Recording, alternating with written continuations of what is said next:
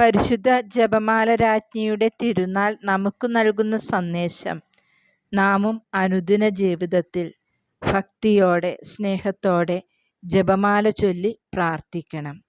പരിശുദ്ധ അമ്മ തീർച്ചയായിട്ടും നമ്മെ സഹായിക്കും.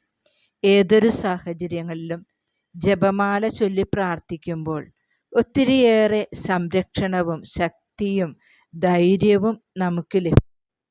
മാതാവേ, എല്ലാ മക്കളെയും അനുഗ്രഹിക്കണമേ. അമ്മ എന്ന രണ്ടക്ഷരത്തിൽ സ്നേഹമെല്ലാം പൊതിഞ്ഞു വച്ച് മാനവർക്കു പകുത്തു നൽകി ദൈവമലിവോടെ